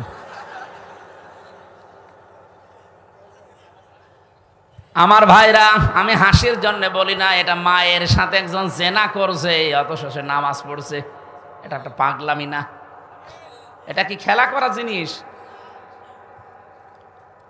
কোরআনে কারীম জানিয়েছে ইয়ামহাকুল্লাহুর রিবা ওয়া ইউরবিস সাদাকাত। আল্লাহ পাক এই পৃথিবীতে সুদকে ধ্বংস করেন আর সাদগাকে, যাকাতকে তিনি বৃদ্ধি করেন। সুতরাং যাকাত ভিত্তিক অর্থনীতি দেশে কায়েম করা দরকার আছে না নেই? যতদিন যাকাত কায়েম না হবে, আল্লাহর কসম করে বলছি, এই দেশে ফেরেশতা বাস করলেও সে সুদ খাওয়া লাগবে। এই যে টুপিটা দেখতে সুন্দর মনে হচ্ছে না, এই টুপির ভেতরে সুদ আছে। প্রশ্ন আসতে পারে, আপনি হুজুর মানুষ, এই টুপি এত সুন্দর, আপনি সুদের টুপি মানে? হ্যাঁ, এর ভেতরে আছে। কারণ এই টুপি যে ফ্যাক্টরিতে বানিয়েছে, ওই ফ্যাক্টরির মালিক লোন নিয়েছে। কথা বলছে না কেন? আমি ভালো হলে হবে কি, আমার যে এইটা গায়ে দেখতে সুন্দর মনে হচ্ছে, এর ভেতরেও সুদ আছে। এই জন্য এই দেশে যতদিন যাকাত ভিত্তিক অর্থনীতি কায়েম না হবে, আল্লাহর কসম, এই দেশে ফেরেশতা জিবরাইলও যদি বাস করে, তারেও ডাইরেক্ট ইনডাইরেক্ট সুদ খাওয়া লাগবে। তো এইটা কি ফেরেশতা এসে বন্ধ করবে? আমাদের করা লাগবে না? আর এটা ওয়াজ করে হবে, রাষ্ট্রীয় ক্ষমতা লাগবে। আর এই কথা বলতে গেলেই কিছু মানুষ দেখে আমাদেরকে বলে, আপনি ধর্ম ব্যবসায়ী। আরে শয়তান! নবীজি যদি এখন যাকাত ভিত্তিক অর্থনীতির কথা বলতো, ওই শয়তান মনে হয় নবীকেও ধর্ম ব্যবসায়ী বলতো। আমি ধর্ম ব্যবসা করবো কোন কারণে? আপনি তো ধর্ম ব্যবসা আপনারা করেন। বলে ধর্ম ভীরু যারা, তারাই ধার্মিক। যারা ধর্মের কথাগুলো বলে মানুষকে উত্তেজনা দেয়, তারা ধর্ম ব্যবসায়ী। আমি উত্তেজনা দেই? আমি নবীর কথা অ্যাডভার্টাইজ করছি। বিশ্ব নবীর উপরে কোরআনে কারীম নাযিল হয়ে দ্বিতীয় পয়েন্ট এটা, লাইন আকামতুমুস সালাহ ওয়া আতাইতুমুজ যাকাত। হে নকিবেরা, নিজ নিজ এলাকায় যে প্রতিনিধির দায়িত্ব পালন করো, যে যাকাত কায়েম করো, আমি আল্লাহ আছি। যাকাত নেই, সুদের সাথে আমি আল্লাহ নেই। আমি আল্লাহ সুদকে ধ্বংস করি, যাকাতকে বৃদ্ধি করি। সুবহানাল্লাহ বলতে পারেন না? সুতরাং এই কথা আমরা যদি না বলি, মসজিদের ইমাম যদি না বলে, মাওলানা না বলে, আপনি জানবেন কোথায়? আর এই কথাগুলো বলতে গেলে আমাদের নামের উপরে এরকম কলঙ্ক দিয়ে দেন যে ওরা ধর্ম ব্যবসায়ী। জানা শোনার পরে যদি কেউ বুঝে শুনে কথা বলে থাকেন, আপনার ইমান নষ্ট হয়ে গেছে, আপনি বেঈমান। এরকম বেঈমান মারা গেলে তার জানাজা পড়াও জায়েজ নেই। মাওলানা মামুনুল হক জেলখানায় 3টা বছর বারবার, আমি যেহেতু পাশাপাশি ছিলাম, সকালে আর দুপুরের খাবার আমরা এক জায়গায় খেতাম। আমারে হাত ধরে ধরে প্রতিদিন অন্তত 3 বছরের ভেতর প্রায় দিন আমারে বলতো, হামজা, বাইরে যদি যেতে পারি কোনো কাফেরের জানাজা পড়া। আপনি এত কথা বারবার বলেন আমারে, জানাজা পড়বেন না কাফেরের। কাফের পেলেন কোথায়? কোরআনের বিরুদ্ধে যারা কথা বলে তারাই তো কাফের। এইবার বুঝলাম যে বাংলাদেশে কাফের আছে না নেই। আপনি আলেমকে ছোট করতে গিয়ে কোরআনের বিরুদ্ধে যে কথা বললেন, আপনার কি ঈমান আর আছে? আপনি তো কাফের হয়ে গেছেন। এর 3য় নম্বর শব্দটা দেখেছেন, ওয়ামানতুম বিরুসুলি। হে নবী মুসা 12 জন নকিবকে বলেন তারা যেন রসুলদের উপরে ঈমান আনে। কাদের উপরে? আমরা প্রশ্ন আসতে পারে, সেখানে রসুল ছিলেন কয়জন? 1 জন। এদিকে তাকান, 1 জন মানুষ রসুল ছিল সঙ্গে, হযরতে মুসা। অথচ আল্লাহ রসুল বহু বচন দিলেন, ওয়ামানতুম বিরুসুলি, তারা যেন আমার রসুলদের উপরে ঈমান আনে। তার মানে আল্লাহর উদ্দেশ্য এখানে শুধু মুসা নবী না, কিয়ামত পর্যন্ত আল্লাহ পাক এই পৃথিবীতে যত নবী আর রসুল মুসা নবীর পরেও পাঠিয়েছিলেন, এর আগেও যাদেরকে পাঠিয়েছিলেন, সবার উপরে ঈমান আনা লাগবে। এখন প্রশ্ন আসতে পারে, এখন তো আর রসুল নেই, না আছে? এখন নাইবে রসুল আছে। এদিকে তাকান, এখন রসুল নেই, নাইবে রসুল আছে। এই পৃথিবীতে যারা এখন আলেম, সত্যিকারের আলেম যারা, তারা কিন্তু নাইবে রাসূল। বাইতুল মুকাররমের সাবেক খতিব যেটা, ওটা নাইবে রাসূল না। এই কথা বলছেন না কেন? ওটা বাতিলের 5টা গোলাম ছিল, এই কারণে নৌকা মার্কা নিয়ে দাঁড়িয়েছিল। যে লোকটা নৌকা মার্কা নিয়ে দাঁড়াতে পারে তার ঈমান আছে আপনার মনে হয়? কারণ ঈমান আনার প্রথম কাজ কি? এদিকে তাকান ভালো করে, আমি সচরাচর কথা বলি না, এদিকে তাকান। ঈমান আনতে হলে প্রথম কাজ করা লাগবে, তাগুত ছেড়ে দিতে হবে। ফামা ইয়াকফুর বিত-তাগুত ওয়া ইউমিন বিল্লাহ, কোন মানুষ যদি তাগুত ছেড়ে দেয় এরপরে ঈমানের দাবি করে, ফাকাদ ইসতামসাকা বিল উরওয়াতিল ওয়াসকা লা ইনফিসামা লাহা, তাহলে তার সেই ঈমান ছিঁড়ে যাবে না, কখনো ছিঁড়বে না তার ঈমান। আর ঈমান যদি আনেন তাগুতের সাথে মিল করে, ঈমান আপনি রাখতে পারবেন না। এই বাংলাদেশে যারা ঈমান এনেছে তাগুতের সাথে সম্পর্ক রেখে, আগস্টের 5 তারিখের পরে তাদের অনেকের ঈমান চলে গেছে। 300 এমপির সাথে জাতীয় মসজিদের যে ইমামও পালিয়ে গেছে। ইমামই পালিয়ে যায়, ওর ঈমান থাকলে পালাবে? কথা বলে না কেন? এদেশে যারা তাগুত ছেড়ে দিয়ে ঈমান এনেছিল, আপনি তাদের দিকে তাকান। এই যে আজকের প্রধান অতিথি ডক্টর শফিকুল ইসলাম মাসুদ 57 দিন রিমান্ডে ছিল। এই হাঁটো মাটো হাত মাত সব গুঁড়ো করে ফেলেছে, আমি তো নিজে সাক্ষী। ওনার সাথে আর একজন ছিল দেলাওয়ার হোসেন, শিবিরের সাবেক সভাপতি। যে শয়তান আমার রিমান্ডে ছিল, উনিও ওনার দায়িত্বে ছিল। আমার এসে বলতো, দেলাওয়ারকে আজকে একেবারে পিটিয়েছি, লাথি দিয়েছি ফুটবলের মতো। তার গরম করতো আগুন দিয়ে, লাল টকটক হয়ে যেত, ওইটা লজ্জা স্থানের ভেতরে ঢুকিয়ে দিত। আমার সামনেও নিয়ে এসেছিল ওই জিনিসগুলো, বলছে এইগুলো যে আমরা নখ তুলি, হাতে পায়ের নখ আমরা এগুলো দিয়ে তুলে ফেলি। ডিম নিয়ে আসতো মাঝে মাঝে, যে আমরা ডিম দেই। আমি মনে করছি ডিম মনে হয় খাবার জন্য দেবে। আমার 11 ঘন্টা টাঙিয়ে রেখেছিল মাথায় দড়ি বেঁধে। 11 ঘন্টা আমি নামাজও পড়তে পারি না, 4 ওয়াক্ত আমি ইশারায় নামাজ পড়েছি, কারণ মাটির নিচে। আমি জানি না এখন কোন সময়। 57 দিন রিমান্ডে থাকার পরেও তাকে 1 চুল পরিমাণ টলাতে পারেনি। আর শয়তানদের মাত্র 3.5 ঘন্টায় সব ঈমান হারিয়ে গেছে। এই জন্য দেশে যারা তাগুত ছেড়ে দিয়ে ঈমান আনতে পারবে, লোকটা যত ঝড় ঝাপটা আসুক না কেন টিকে থাকতে পারবে। আল্লাহর কোরআন বলছে, লাংফিসাম আলাহা, কখনো ও ছিঁড়ে যাবে না। আর তাগুতের সাথে মিলে যদি কারো ঈমান থাকে, ওর ঈমান দেখতে মনে হবে বিশাল দরবেশ, ঈমান থাকবে না, টিকিয়ে রাখতে পারবে না। ঝড় উঠবে পটুয়াখালী বাজারে, এখান থেকে বাতি নিভে যাবে। কথা বলছেন নাকি হাঁ করে আছেন আন্দাজে? ঈমান আনা লাগবে এখন থেকে আমাদের, তাগুত ছেড়ে দিয়ে না, তাগুত সহকারে। বলেন বলেন, আপনি ঈমান আনবেন রাসূলের উপরে। রাসূল নেই, রাসূলের নায়েব আছে। এই যে যারা আলেম বসে আছে, প্রত্যেকটা নায়েবে রাসূল, রাসূলের উত্তরাধিকারী এরা। এদের উপরে ঈমান আনবেন, বিশ্বাস করবেন। কি বিশ্বাস? ওয়াজ্জারতুমুহুম, তাদেরকে সাহায্য করা লাগবে। যেহেতু নবী এখন রাসূল নেই, নবী নেই, তাহলে নায়েব আছে যারা, এদেরকে সাহায্য করা লাগবে না। আর আপনি কি আরম্ভ করেছেন? আমি নাম ধরে বলছি, আপনি কি আরম্ভ করেছেন? আপনি যে আল্লাহকে সঙ্গে রাখতে চান, তার রহমত কিভাবে পাবেন? নায়েবে রাসূলকে আপনি গালি দেন, আজহার না মাঝহার, জোতা দিয়ে পিটিয়েছে জানো। একটা মাসলুম দল বিএনপি, এদের ভেতরে কিছু কুলাঙ্গারের কারণে তাদেরও বদনাম হয়ে যাচ্ছে। আগস্টের 5 তারিখের পর থেকে মনে হচ্ছে বাবা শাহজালাল সব হালাল। গাইবান্ধার জজের কাছে 50 লাখ টাকা ঘুষ চেয়েছে, সাদা দাবি করেছে 50 লাখ একটা জজের কাছে। মনে করছে যে কেউ জানলো না, কেউ বুঝলো না, আমি তো রাতে চাঁদা চেয়েছি। আরে শয়তান, রাতে নারায়ণগঞ্জের বন্দরে রাত 12:30টার সময় চাঁদা চাইতে গেছি। বলছে আমি রাতের বেলা চাঁদা চাইলাম, মানুষ জানলো কি করি? বাস্তবতা বোঝেন।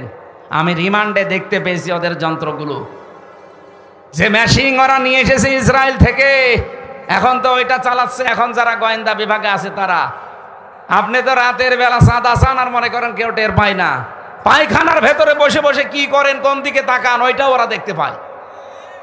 সারা দেশ ওদের হাতের মুঠার ভেতরে নখদর্পণে রেখেছে কে কোথায় কি করে। আমি গোয়েন্দা বিভাগের সর্বোচ্চ পর্যায়ে যিনি আছেন কথা বলি মাঝে মাঝে, হুজুর আমরা দেখতেছি, আসলে শুধু দেখছি কে কি করে, কার কি কাজ। আপনি মনে করছেন আমি ডুবে ডুবে জল খাই, কেউ টের পায় না। কে বলেছে? এই দেশে কোন জায়গায় কোন সুই পড়ে আছে তা ওরা দেখতে পাচ্ছে। আমি ধরা পড়ার 2 দিন পরে আমার ম্যাডাম সে সাতক্ষীরার মাওলানা আমিরুল ইসলাম বেলালি ভাইয়ের সাথে কি একটা কথা বলেছিল যে এই করলে হুজুরকে, ওইটা দেখি সকালবেলা আমার রিমান্ডে দেখাচ্ছে ভিডিও একেবারে। কি আশ্চর্য, এই নাম্বার তো কেউ জানে না। আর আপনি আছেন রাত 12:30টায় চাঁদা চাই, কেউ জানে না। ওরা সব পর্যবেক্ষণ করছে কে কোন মহারথী কি করে। অনেকের রিপোর্ট কিন্তু খারাপ, সামনে অবস্থা ভালো না, কিন্তু আপনার পিটাবে এমন ভাবে যে গোপালগঞ্জের কিছু মানুষ দেখিলেন না, উস্কানিতে পা দিয়েছিল আপার, পেছনে লাল হয়ে গেছে, এমন লাল হয়েছিল যে ওই সময় গোপালগঞ্জ থেকে ঢাকা যদি কেউ যায় বসে গেলে 300 টাকা, দাঁড়িয়ে গেলে 1000 টাকা। কি পিটানো পিটিয়েছে। আজকে আমরা সাথে দেখলাম আর্মি, এরপরে যারা প্রশাসনের আছে ওরা আসছিল। ওই মানুষগুলো যে চেহারা আর যে শক্তি ওদের গায়ে, আপনি মনে করছেন আমি চাঁদা চাই কেউ জানে না, কেউ টের পায় না, কেউ টের পায় না মানে সব ওরা জানে। সময় হলে যদি ধরে বাপ বলারও সময় পাবেন না তখন। এই জন্য এই অপকর্মগুলো বন্ধ করেন। আপনার কারণে এই মাজলুম মানুষদের উপরে একটা বদনাম হয়ে যাচ্ছে। শহীদ রাষ্ট্রপতি জিয়াউর রহমান, এই লোকটার নামের আগেই শহীদ লেখা হয় কেন? বঙ্গবন্ধুকেও তো মানুষ মেরে ফেলেছে, তাকেও মেরে ফেলেছে, কিন্তু বঙ্গবন্ধুর নাম আজ পর্যন্ত কেউ বঙ্গবন্ধু শহীদ এ কথা বলে না, আমি পাইনি। কিন্তু শহীদ জিয়ার নাম শুনলে মানুষ বলে শহীদ জিয়া।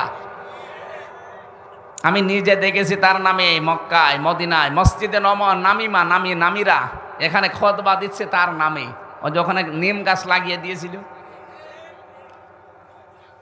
সাজারাত জিয়া বলা হয়, জিয়া ট্রি, জিয়া গাছ বলে, নিম গাছ না।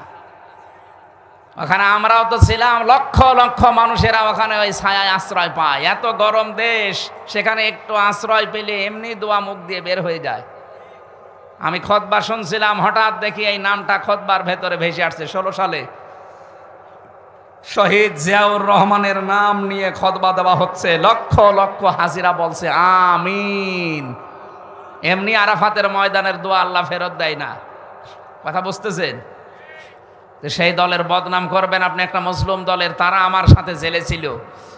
আমি দেখেছি বহু মানুষ, 313টা মামলা মাথার উপরে, 556টা মামলা। আর আপনি এখন নিজের স্বার্থ ব্যবহার করে এই দলের বদনাম করবেন, মানে কখনো এটা হতে দেওয়া হবে না। 14 দল বাদ দিয়ে যা আছি আমরা সবাই মাজলুম। এক কথা বলে না কেন? সবাই মাজলুম না? এ দেশটা এখন গড়ার সময়। আমরা সাদাবাজি না করে যদি এই দেশে টিকে থাকতে পারি, বেঁচে থাকতে পারি, আপনি পারবেন না কেন? আপনি করতে চাইলে এই কাজ আমরা সামনে করতে দেব না। আমিরে জামাত ডাক্তার শফিকুর রহমান হাফিজাহুল্লাহ ডাইরেক্ট ঘোষণা দিয়ে দিয়েছে, এই দেশে সাদাবাজি আমরা করি না, কাউকে করতে দেব না। এটা যদি আবার জীবন দেওয়া লাগে, দরকার হয় জীবন দেব, সাদাবাজি এ দেশে আর হতে দেওয়া হবে না।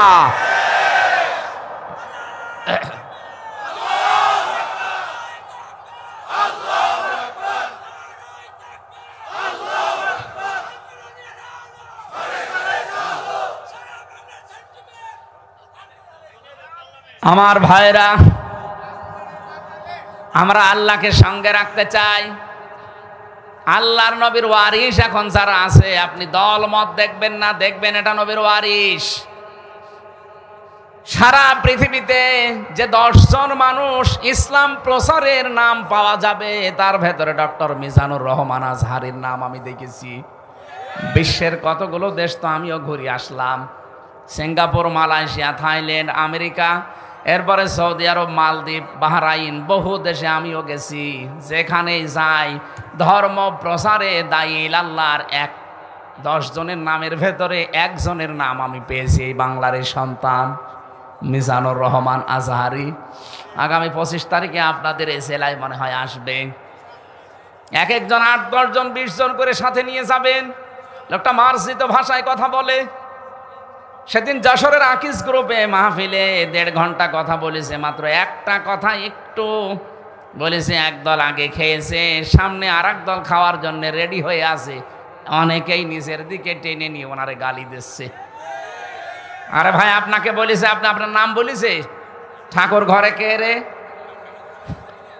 আপনার চরিত্র যদি ওইরকম না হবে, আপনি নিচের দিকে টেনে নেবেন কোন কারণে বলেন? এখন মানুষকে বোঝাচ্ছে ইসলাম যদি এদেশে চলে আসে হাত কেটে ফেলবে। হাত এমনি কাটবে, চুরি করলে কাটবে। তা আপনি কি চোর? আপনার এত ভয় লাগে কেন? চোর যারা ছিল তারা তো পালিয়েছে, আপনিও কি তাদের সঙ্গী সাথী? আজকের পেপার দেখেন, ওবায়দুল কাদের এই কাওয়া কাকু এই শয়তানকে পালাতে সাহায্য করেছে যারা, তাদের নাম এখন আমার দেশ পত্রিকায় আসতেছে, সব ফাঁস করে দিচ্ছে। কত মানুষকে সরাসরি গুলি করার অর্ডার দিয়েছে কাওয়া। ওই এই 3.5 মাস 4 মাস লুকিয়ে থাকলো কি করে? আমরা চাই এই 14 দলের যারাই জালেমকে সহযোগিতা করেছে তাদের দোষর ছিল একটাকেও যেন ছাড় দেওয়া না হয়। তাহলে আগামীতে আবার যারা আসবে তারা কিন্তু ভয়ঙ্কর জালেম হয়ে উঠবে। আমরা এখন থেকে গোড়া কেটে দিতে চাই, কোন জালেমের জায়গায় এই দেশে হবে না ইনশাআল্লাহ। 1628টা চেয়ার ছিল এই দেশে। কত? 1628টা চেয়ারে যারা ছিল সবগুলো জালেম, হয় জালেম নয় জালেমের দোসর। সংস্কার যখন আরম্ভ হয়েছে আমরা চাই এই 1628টা চেয়ার যেন সব পরিষ্কার করে যারা মাজলুম ছিল তাদেরকে বসানো হয়। হ্যাঁ, কথা বলুন, কারা কারা এ দাবিতে আছেন দেখি? লিল্লাহি তাকবীর।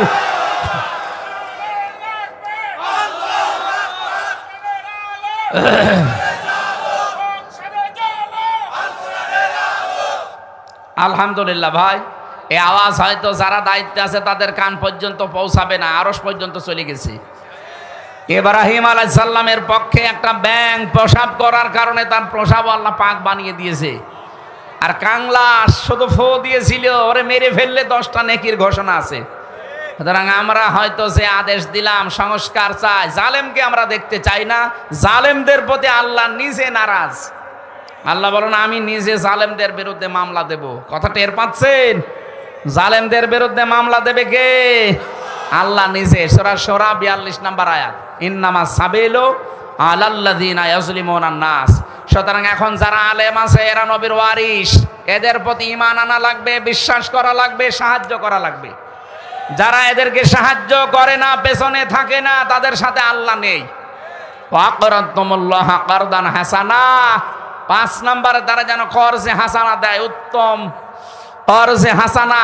এই যে ধার দেওয়া, এটা আমরা অনেকে দিতে চাই না। একটা মানুষকে দান করলে আপনি যদি একটা সওয়াব পান, যদি কর্জে হাসানা দেন, ঋণ দেন, তাহলে আপনি ডবল সওয়াব পাবেন। একদিকে তাকে ধার দেওয়ার সওয়াব, 2 নম্বরে তার উপকার করার সওয়াব। সুবহানাল্লাহ বলতে পারেন না? না, অনেকের স্বভাব আবার খারাপ আছে, ধার নিলে ওই রাস্তা দিয়ে আর আসে না। ঋণের টাকা পরিশোধ না করে যদি আপনি মারা যান ভাই, আপনি শহীদ হলেও আপনার কোনো মাফ হবে না। এই জন্য যাদের বাকি আছে, ঋণ আছে, এটা পরিশোধ করে নেবেন। অনেকে মনে করে আমার ছেলে শোধ দিয়ে দেবে। কিসের ছেলে? আপনি কি ছেলে রেখে গেছেন? ও তো জানোয়ার, ও মরে গেলে সব ওর নিজের কাছে লাগাবে, আপনার জন্য দোয়া করতেও ভুলে যাবে। এই জন্য এমন সন্তানকে রেখে যাবেন যে সন্তান অন্তত আপনার জন্যে প্রতিদিন একবার করে কথা বলতে পারে আল্লাহকে, রব্বির হামহুমা কামা রব্বায়ানি সগীরা। এই 5টা কাজ যদি কেউ করতে পারে, নামাজ কায়েম, যাকাত দেওয়া, রাসূলদের উপরে ঈমান আনা, আর নায়েবে রাসূলদেরকে সাহায্য করা, কর্জে হাসানা দেওয়া, লাউ কাফিরান্না আনকুম সাইয়্যাতিকুম ওয়া লাউদখিলান্নাকুম জান্নাতিন তাজরি মিন তাহতিহাল আনহার আল্লাহ বলেন তোদের পেছনের সব অপরাধ আমি আল্লাহ মুছে দেব। মুছে ফেললে ওই জায়গাটা ফাঁকা হয়ে যাবে, ওই জায়গাটাতে আমি আল্লাহ নেকি দিয়ে পাল্টিয়ে দেব। এমন একটা জান্নাতে প্রবেশ করাবো যার তলদেশ দিয়ে নদী আর নহর প্রবাহমান। আমাদের জীবনের টার্গেটই তো ওইটা, কথা বলেন ঠিক কিনা? যাই হয়ে যাক আমরা যেতে চাই কোথায়? আরো জোরে বলেন কোথায়? এখন থেকে সিদ্ধান্ত নিয়ে লিখে পড়বেন এই 5টা কাজ আমি দুনিয়ায় করবই আল্লাহকে যদি সঙ্গে রাখতে চাই। ফামান কাফারা বাদা যালিকা মিনকুম ফাকাদ যাল্লা সাওয়াস সাবিল। এরপরও যদি কেউ মুখ ফিরিয়ে চলে যান, আল্লাহ পাক বলেন সে যেন হেদায়েতের পথ থেকে ছিটকে বহু দূরে বিভ্রান্তিতে পড়ে থাকবে। বলেন নাউজুবিল্লাহ। আল্লাহ আমাদেরকে 5টি কাজ দুনিয়ায় আঞ্জাম দিয়ে তাকে সঙ্গে রাখার তৌফিক দিন। আল্লাহ যদি সঙ্গে থাকে, মরণের সময় চিন্তা নেই, কবরে চিন্তা নেই, হাসরে চিন্তা নেই, মিজানে চিন্তা নেই, পুলসিরাতে আপনার চিন্তা নেই। বিনা হিসাবে আপনাকে আল্লাহ নিজে পার করে জান্নাতে প্রবেশ করে। নাহনু আউলিয়াউকুম ফিল হায়াতিদ দুনিয়া ওয়া ফিল আখিরাহ। ফেরেশতারা বলবে কোনো চিন্তা নেই, কোনো ভয় নেই, আমরা তোমাদের সঙ্গে ছিলাম দুনিয়ায়, আখিরাতেও তোমাদের সঙ্গে আছি।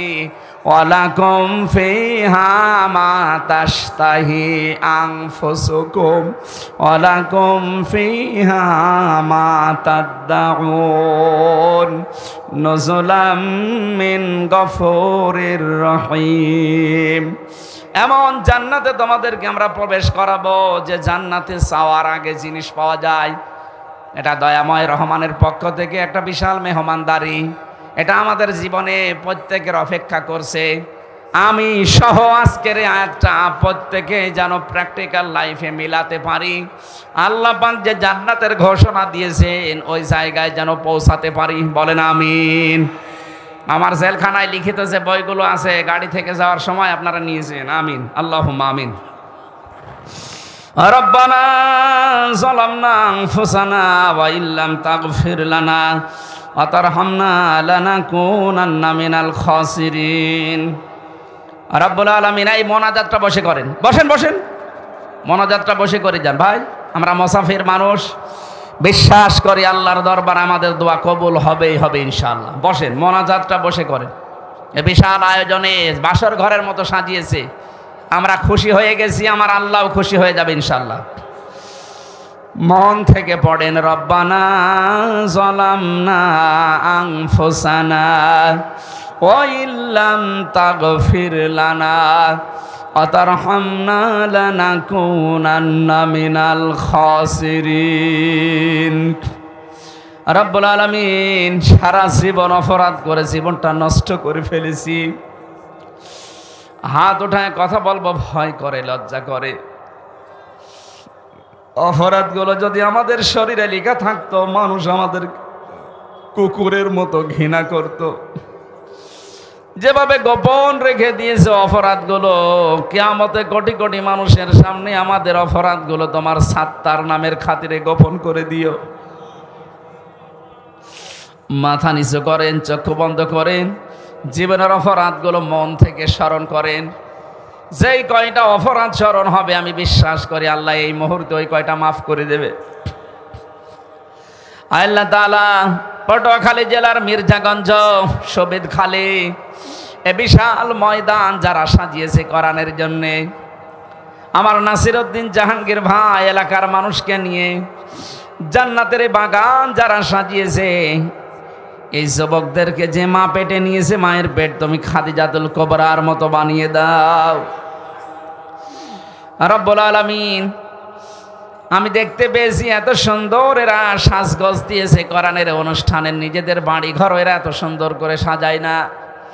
আমার হাবিব জানিয়েছে কোরআনের পেছনে যারা টাকা পয়সা ব্যয় করবে ওই টাকার হিসাব কিয়ামতে দেওয়া লাগবে না। এলাকায় যত মানুষ এই মাহফিলের জন্য শ্রম দিয়েছে, টাকা দিয়েছে, আল্লাহ এদেরকে তুমি ওসমানের মতো কবুল করে নাও। এলাকায় মাটির নিচে যত মানুষ ঘুমিয়ে আছে আজকের এই অনুষ্ঠানের ওসিলায় কোরআনের ইজ্জতে মাফ করে দাও। মাহফিলের প্রধান অতিথি মাজলুম জননেতা ডক্টর শফিকুল ইসলাম মাসউদ, আল্লাহ তাআলা নবীর সাহাবীর সাথে তুমি তাকে কবুল করে নাও। এই মাহফিলে অনেক মানুষ দোয়া চেয়েছে, বিশেষ করে জনাব মাওলানা BM ওমর ফারুক, মাওলানা আব্দুল মান্নান মুজাহিদি, শহীদ জনাব মাওলানা সুলতান আহমেদ, তিনজন সাবেক উপজেলা আমিরের জন্য দোয়া করতে বলেছি। আল্লাহ, আমরা মন থেকে মুসাফির অবস্থায় দোয়া করছি, এদেরকে মঞ্জুর করে নাও। মরহুম আবুল হাশেম মৃধা, মরহুম আব্দুল লতিফ মাস্টার, রাজ্জাক ভাইয়ের মা, লন্ডন প্রবাসী আওয়াল ভাই তার মা বাবার জন্য দোয়া চেয়েছেন। জাহাঙ্গীর ভাই সহ জনাব শাহাবুদ্দিন নান্নু, উপজেলা বিএনপির সম্মানিত সভাপতি, air vice marshal Chowdhury Altaf Hossain Chowdhury, সাবেক মন্ত্রী, এই বিদ্যালয়ের যত শিক্ষক শিক্ষিকা আছে, ছাত্রছাত্রী আছে, আল্লাহ মুসাফির অবস্থায় দোয়া কবুল হয় আমি বিশ্বাস করি তুমি ফেরত দেবে না। যত মানুষের নাম নিয়েছি আল্লাহ, এদেরকে তোমার দরবারে মঞ্জুর করে নাও। আমরা যারা এখানে হাত তুলে বসে আছি, দেখো মাথা নিচু করে অনেকে গোনার কথা স্মরণ করছে। রব্বুল আলামিন, যত মানুষ এখানে আমরা হাত তুলে বসে আছি, আমাদের মনের ভেতরে যার যে কামনা বাসনা আছে, চায় আশাগুলো পূরণ করে দাও।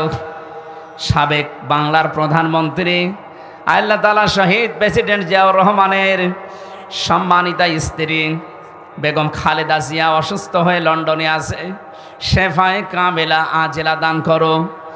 আল্লাহ তাআলা সুস্থ করে আবার বাংলার জমিনে তুমি তাকে ফেরত দাও।